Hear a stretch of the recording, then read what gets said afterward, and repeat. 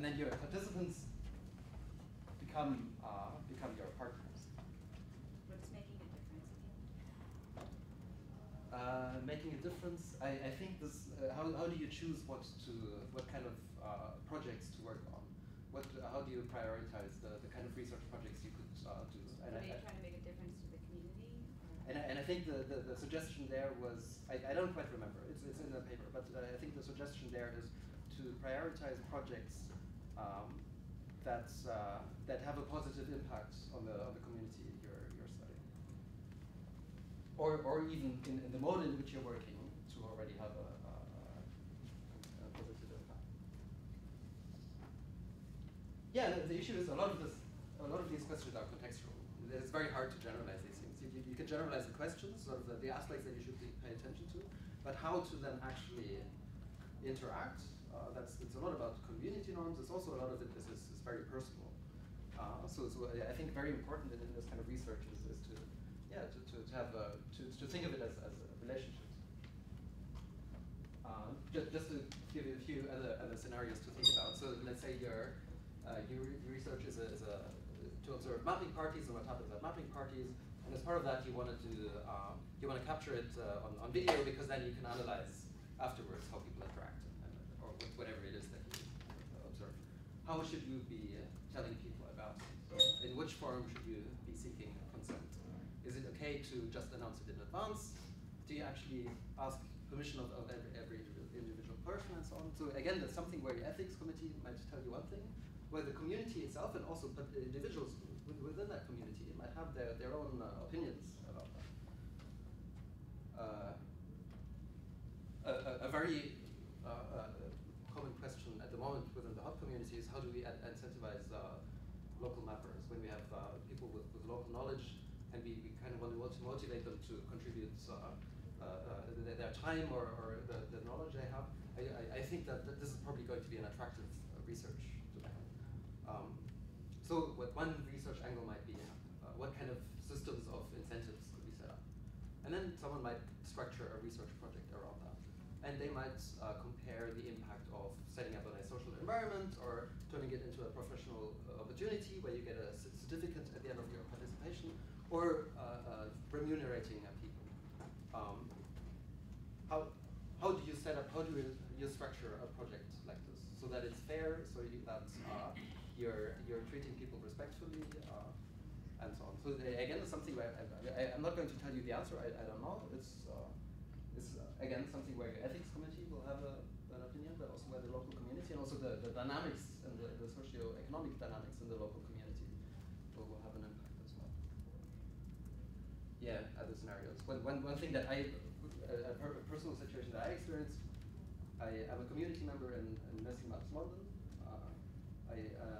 I don't do a lot. Mostly I rock up when mapping parties happen and I answer random questions. But that it gives me a position of prominence where I can ask people to do stuff for me as well. And at the same time, I'm a researcher of that community. And there's a potential conflict of interest there. Because as a researcher, I'm interested in collecting as much as I can observation about the community. And then suddenly, as a community member, I'm able to get people to do things for me. And that's a, yeah, it's not straightforward for myself to figure out how do I deal with this situation. And in closing, I think in terms of interacting with each other, so with the example of the survey, I think the minimum that we as a community should expect from researchers is that before they start their projects, that they get to know the community, that they maybe even introduce themselves, but certainly that they observe for a while. And when they ask you to participate, when they send you a survey, that they tell you what it's about, why they're doing this research. Because you do want to know, if you're going to spend 10 minutes answering that survey, while you could be doing other things, what is the purpose of that? Why are you giving your time? And maybe more importantly, when they send it out to loads of people, when they send the survey to the hub managers, they should have tested their survey. They should always, survey design is surprisingly hard.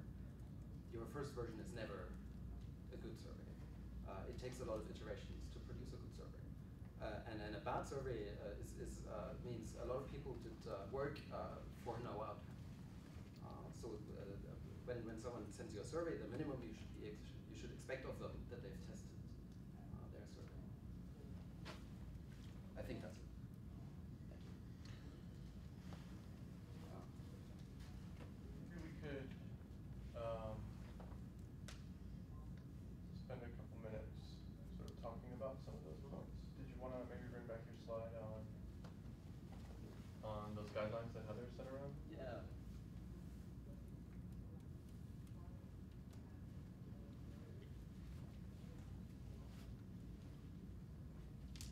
I would say if someone's going to send out a survey, it's good to understand the context of where it's coming from, but also how, like, complete the circle, how you would get that information back. So I feel like that's would be a valuable part of the process. Like, is it for a paper? Is it for project that I'm starting? It will be available in 6 months. Do we have positive examples of, I think academic papers are often sort of written to a certain audience and maybe not as useful for the kind of things that we want to do. I'm wondering if there's examples of academic research being kind of reframed for more public or general consumption. I think a lot of us know Mookie's work relatively well, and he has a practice, and I don't know how common it is, of blogging and writing in a more consumable way, even before things are published sometimes. And I don't know how much of that's like a common academic practice, but it's certainly helpful for widening the impact, the number of audiences which can benefit from the research he's doing. So I consider that 2 years ago when Mapbox put out their their annual report, State of the Map booklet, I consider that like some kind of very rudimentary research about how many users there are, like what is the process for, what has been like the edits in the last couple of years, and I found like that to be like an extremely consumable website and document, so and visually compelling. So I feel like reading is probably not gonna. I think imagery is really powerful in this discussion, and then also conference presentations. That's interesting. That example is not academic research, but it's research of a kind. And so having a broader definition of what is research on the OSM community, and making it inclusive to people who are properly academics and those who have other purposes to doing that kind of analysis, I think is helpful too. Yeah. So I've got a point just following on from an earlier session in regards to the assessment process, and where I think want to eventually get to a stage where they want to assess and see how after an activation, what's contributed, what's been the outcome. Maybe that will lead into something like this is more tangible as a result of the organization and activation. You can produce tangible documents. It's quick research, of that short period of time, but it's an assessment of this is what's happened because of the global communities come together, and this is the outcome as a publication document. So we've seen some of that already with some of the GIFs and seeing all the, as you can see, the maps being produced and the networks being provided. But I think that'll be quite good as moving forward. Then publication documents, media release documents to say as promotion for the organization, the group. And is it fair to say to invite researchers to simply also send a link to the mailing list? That's at the moment that's still fine, right? There's the traffic on the mailing list is not that much. That we still encourage to when someone publishes research, to ask them to inform the mailing list, the hot mailing list. Yeah. I think this is very important. Yeah, exactly. I feel Yeah. like that should be a requirement. You have to bring back to the community what they learned so we can learn too.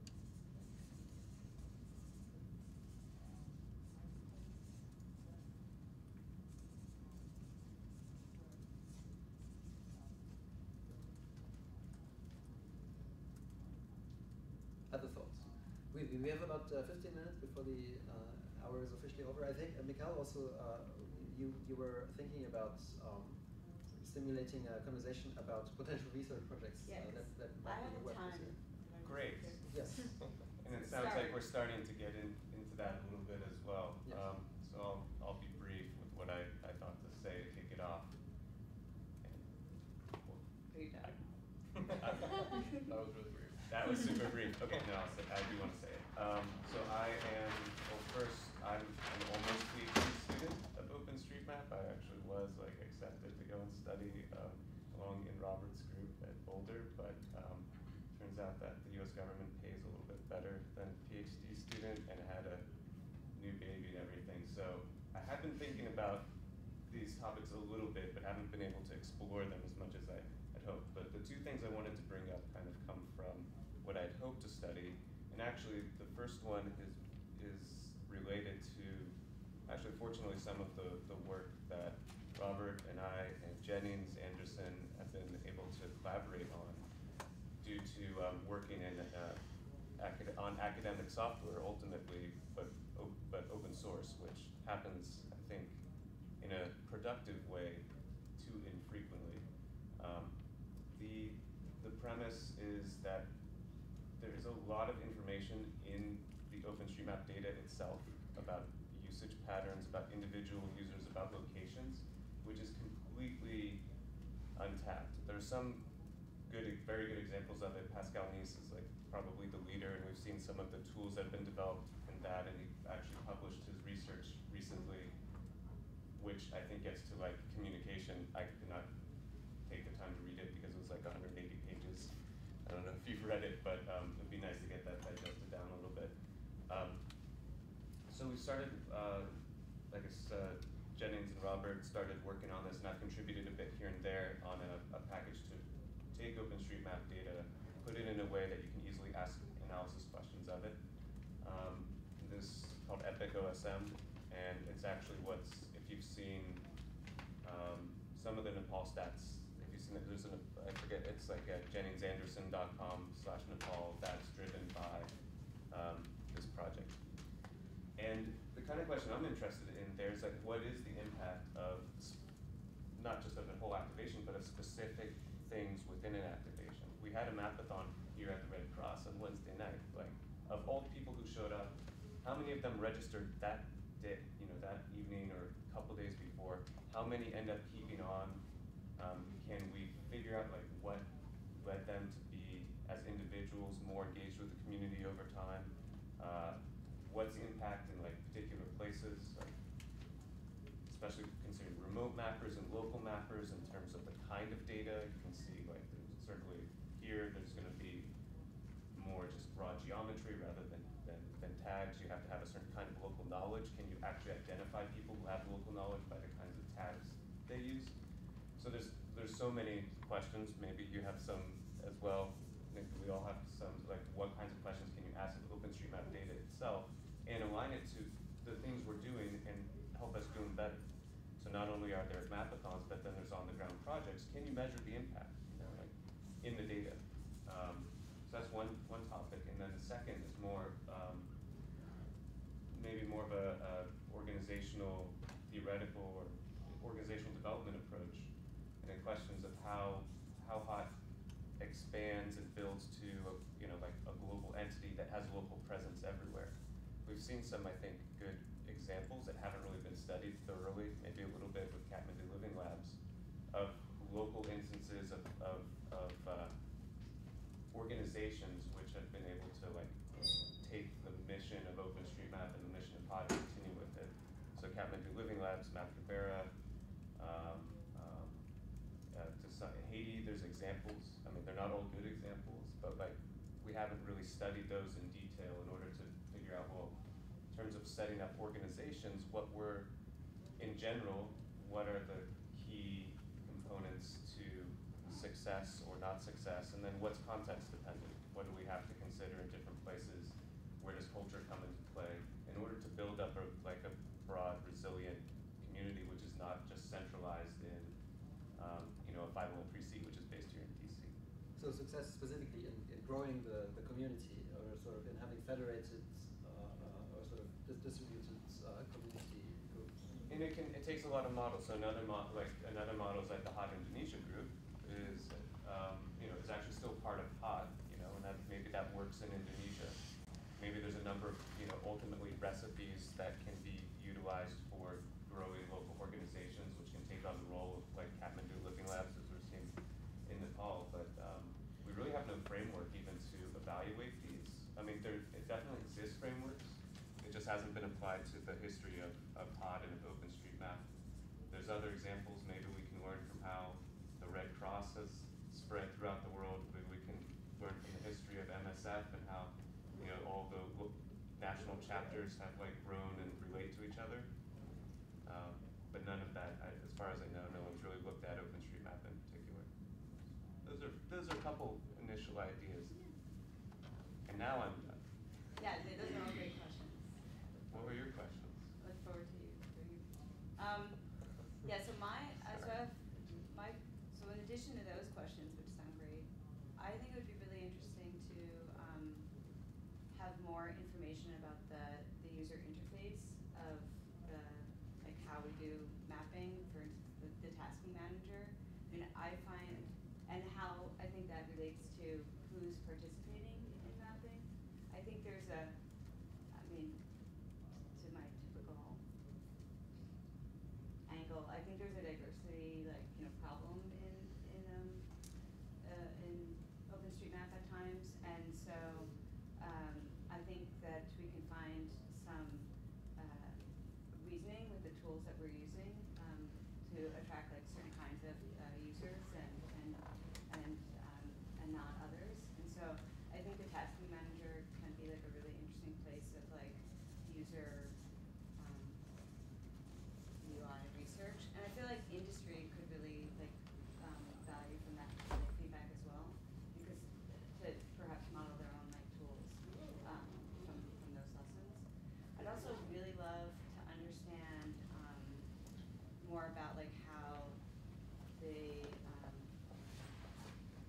administrative structure of HOT and OSMF operate, and how that compares to other open source communities, because it seems like half the time OpenStreetMap is a complete shit show, and it's how do other open source company They're also organizations work? shit shows. Yeah. Are As far as they? yes, as far as we understand. Okay, so yeah, I would just say I understand. Hierarchy or shit show. It just depends on what episode you're on. Okay. So, It'd be good to know And what then- kind of shit show we are. Yeah, exactly. It'd be really good to know. I guess we're always, yeah. And then if there are any lawyers in the group and you want to do legal review, I'd love to have a lawyer really understand, to do some research about what this is legally, because I think a lot of us talk about some of the legal issues, but we don't have any sort of real grounding in law.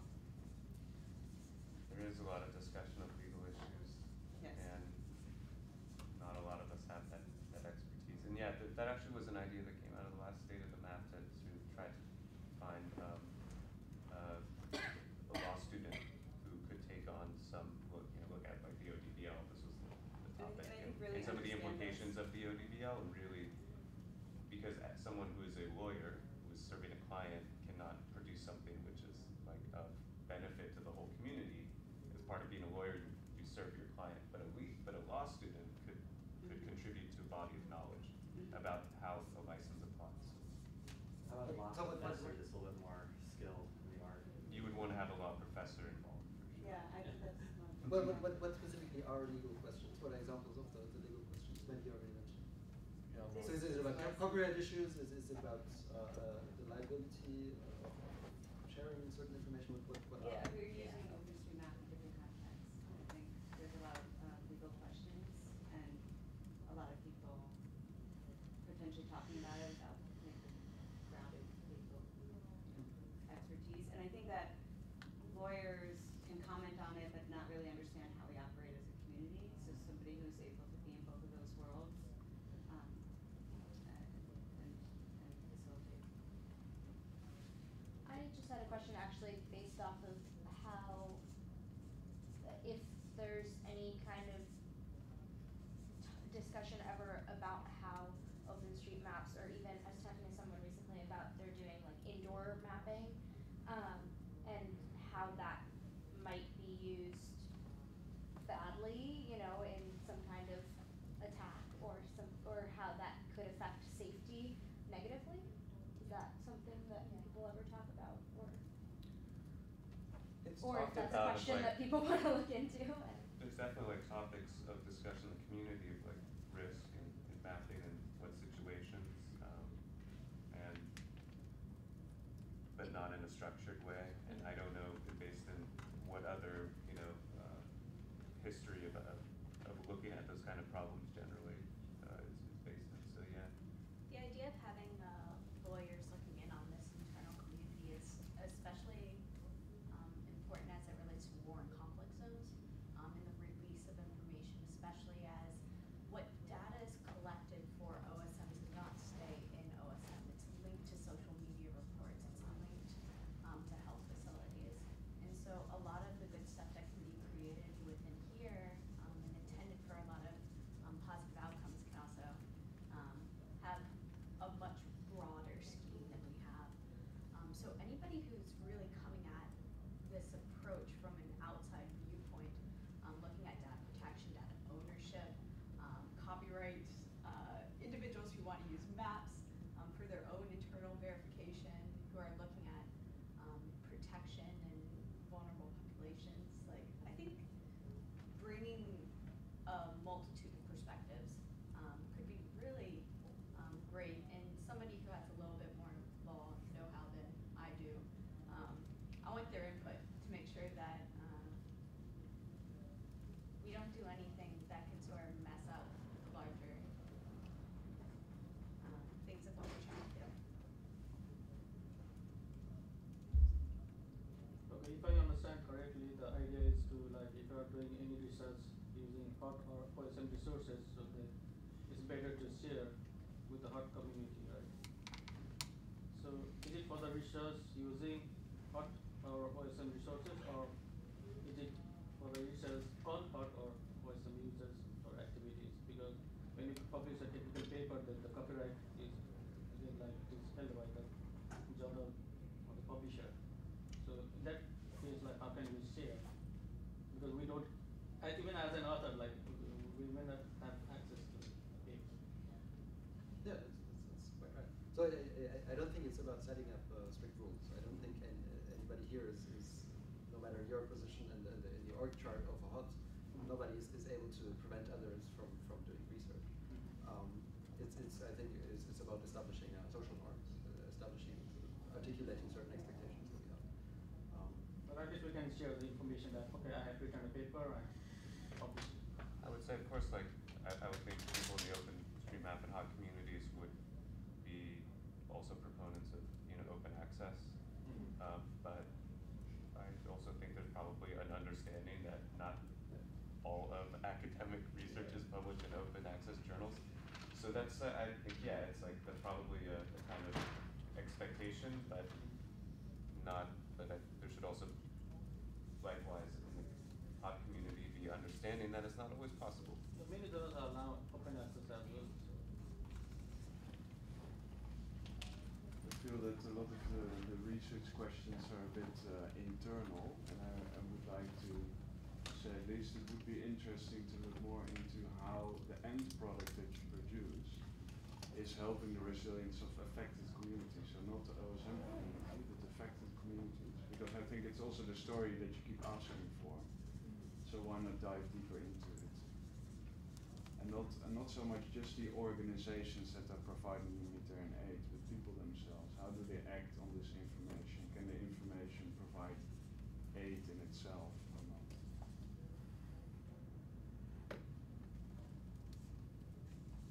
I'm also intrigued by like business analytics and business intelligence questions, like what is our turnover? How quickly are people coming up to scale? How quickly are they moving from base tracing to becoming somebody who can help on JSON, somebody who can help with validation?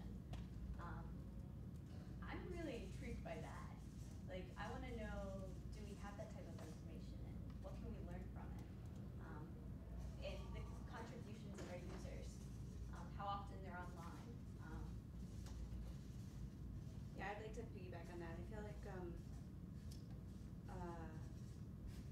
and this goes to like a little bit of my tools comment. Like I don't feel like we teach really well, like our users to like get better at mapping or being part of the community. And it'd be really nice to like learn how or understand more about how we could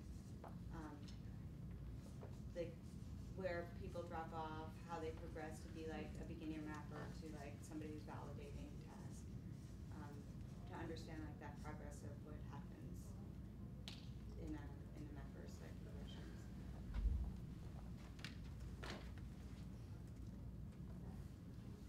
I had a question. I was wondering if there are any conversations that are happening, not so much outside the hot community, but sort of adjacent to it and more within government, the U.S. government, international organizations, UN, and other big organizations. So is there more policy-based research that's happening and like policy recommendations that are coming out for better coordinating in responding to natural disasters and issues of transnational security? So a lot's been happening with FOLA and mapping IDP camps. So what are some of the more higher level conversations that are happening? I can speak to that a little bit. Over the last year with the Ebola response and when the U.S. government got involved and then has been scaling down. There was a lot to learn. There was a lot to learn, I'll just put it that way. It was really fascinating to see in that way how all of the agencies were trying to coordinate with each other within themselves and try to figure out how best to respond to the call to action. And there have literally, I think there are like 24 research processes. I don't think they're quite at the level of like policy recommendations are starting to come out of them. Some are, I think, more in depth and involved and deeper quality than others.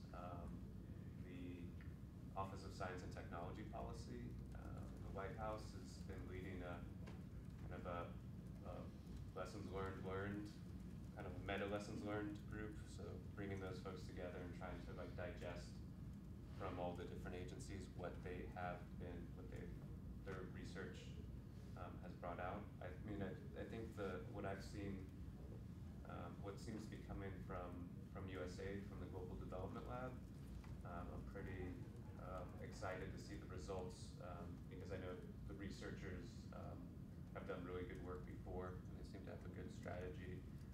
One of them was involved with the Disaster 2.0 report, Del Logman. So I think they'll get to the heart of it. And a lot of the things we've seen have to do with like coordination and communication, better release of data, because there was a lot of, the government has a problem with, say, overclassification, or even if it's information which is not like have any sensitivity to it, there's not a good process for rapidly releasing. That's one of those, say, policy recommendations that's been echoed in a few of those lessons learned. Hopefully a lot of that stuff becomes public. There's definitely like within the government, I've witnessed a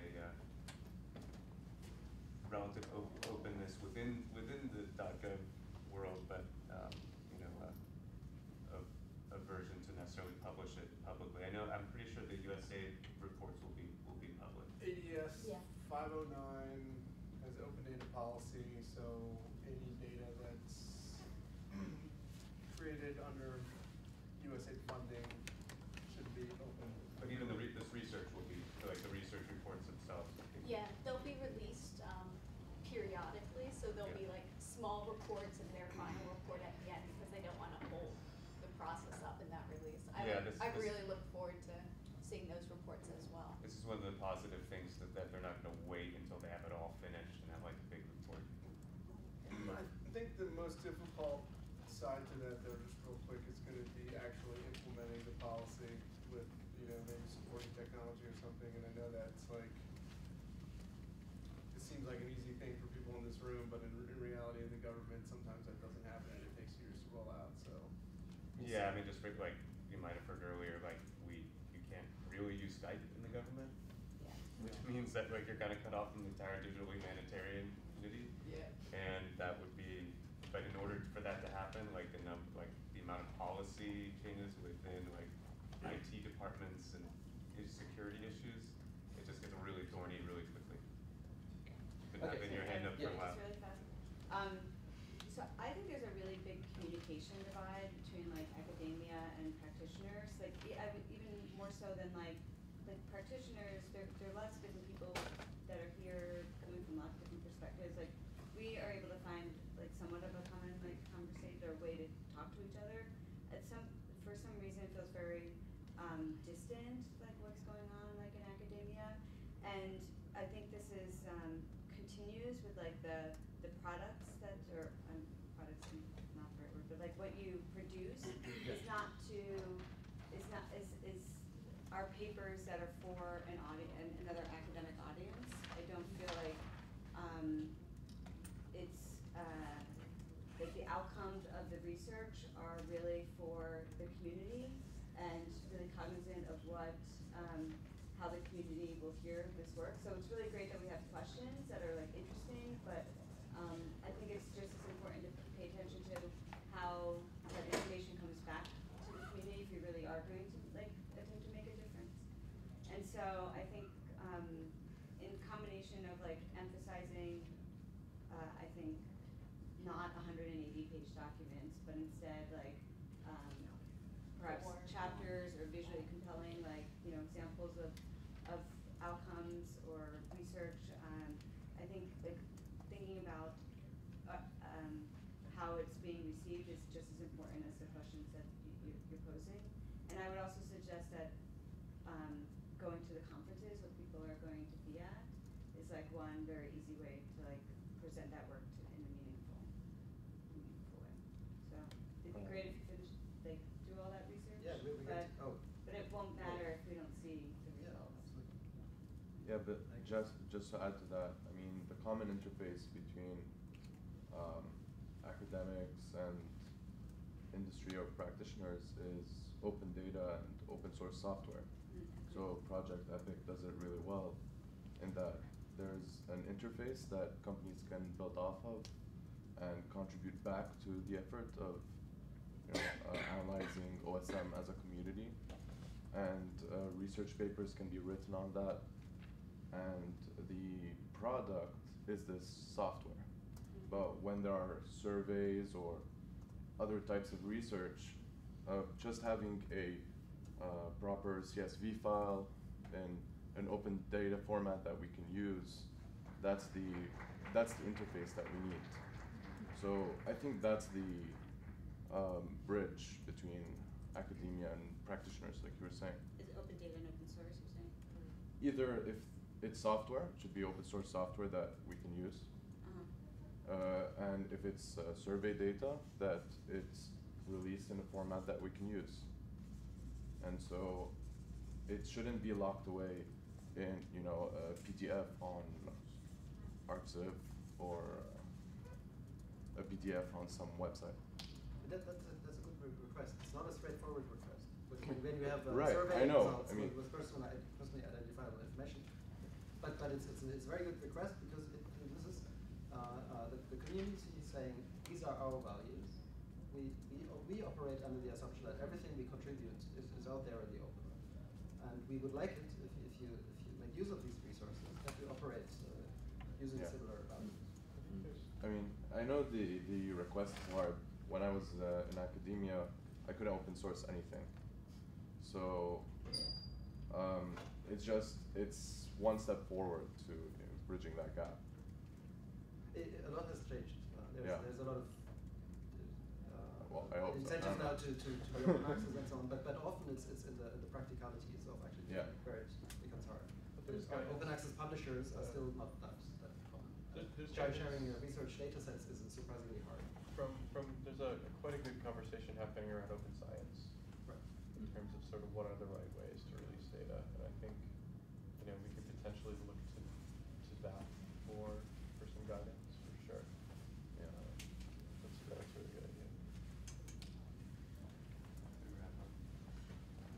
So the reason why I'm just very briefly, we were talking about research ideas, the reason why I was showing this mind map is at the beginning of the year, I spent a bit of time talking to missing maps people, trying to understand their concerns and their open questions, and then trying to identify how can I choose what I should be working on. I know what I want to do, but what kind of questions are there in practical in practice? A lot of this was already talked about, but there are some things that I don't think we talked about. So, what is the impact of a mapathon compared to contributing remotely or other forms it could take? Questions of volunteer orchestration. How do you coordinate large amount of people? These are all things that we already talked about throughout the day, and you're familiar with these kinds of questions. Questions of remote participation. How do we increase remote participation to complete this? Also understanding participation. There was someone who pointed that out as well. So, for example, this came from Andrew. The question: what is the progression of a contributor? What kind of experience do they go through? And, on one hand, on a conceptual level, so we can understand how to think about people's experience, but then also in the ability to then observe that when we make operational changes. What effect does that have on the community, on the onboarding process? There are loads of usability questions about tools and workflows, training techniques. I think that there are loads of interesting questions in there. How do we educate our community? How do we build our community capacity? How do we grow the organization? We talked about this. Validation as a feedback mechanism is a very specific kind of research question that I think is quite interesting to look at in terms of the impact of validation on data quality, but also on contributor engagement.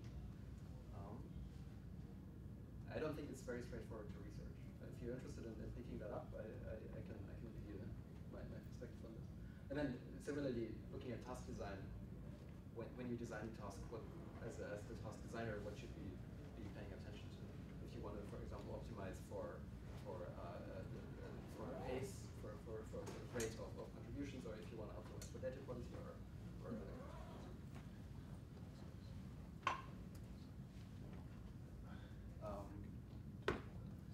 So this has been really good for me.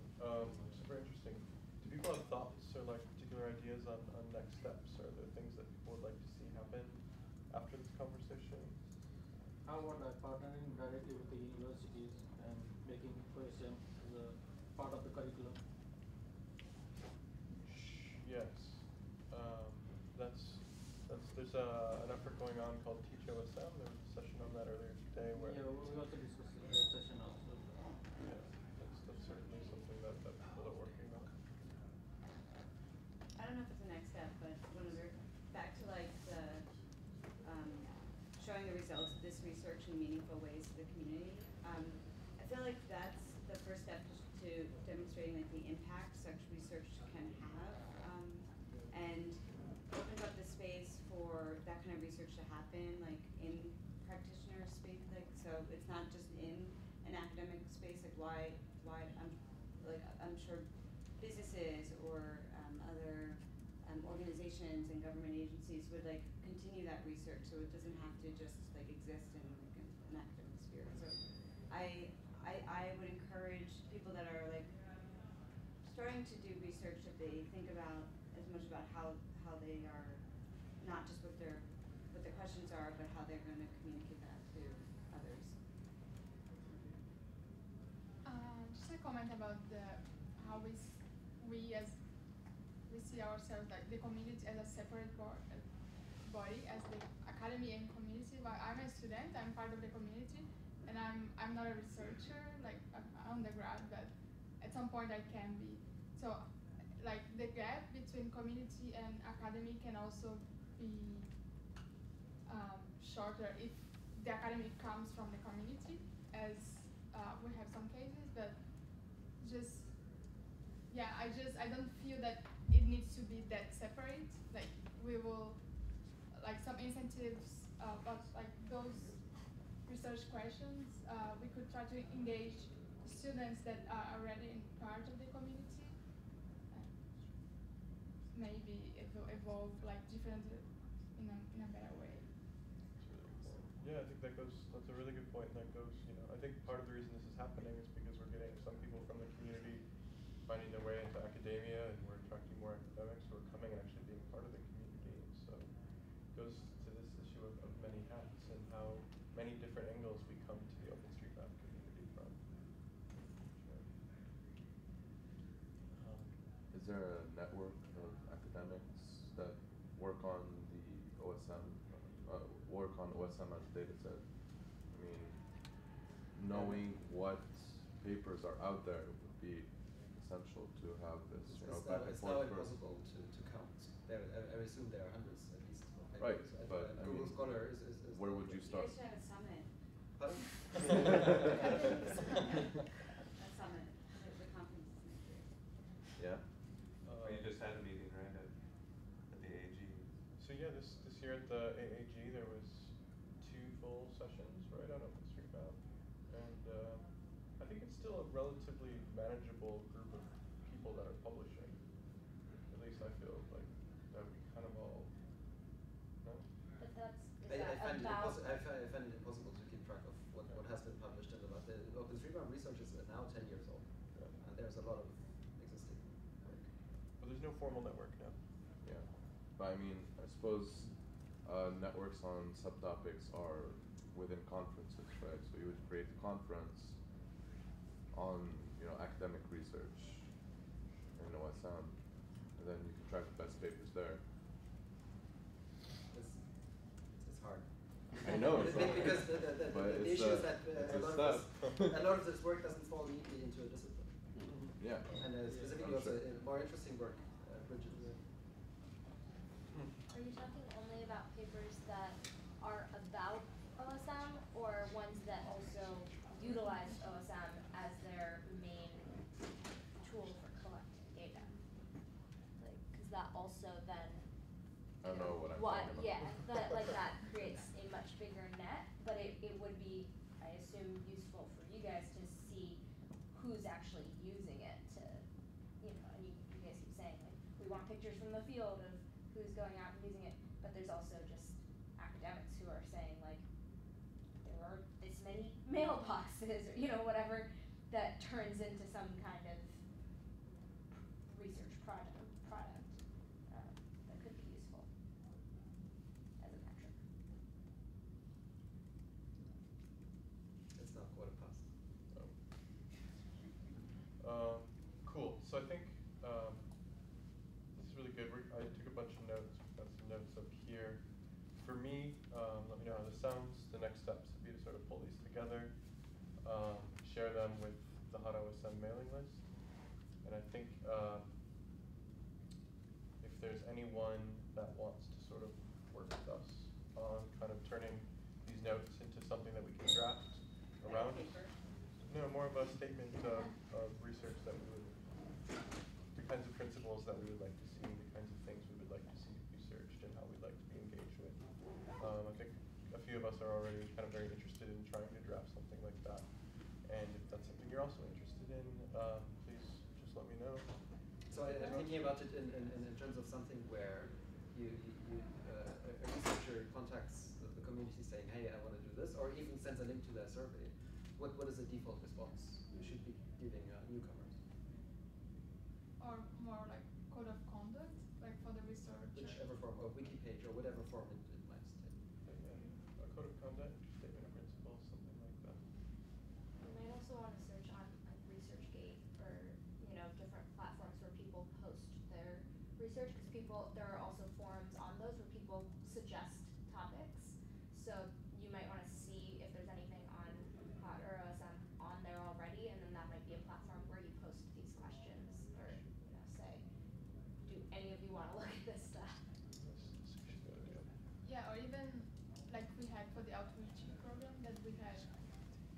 suggestions of projects and mentors.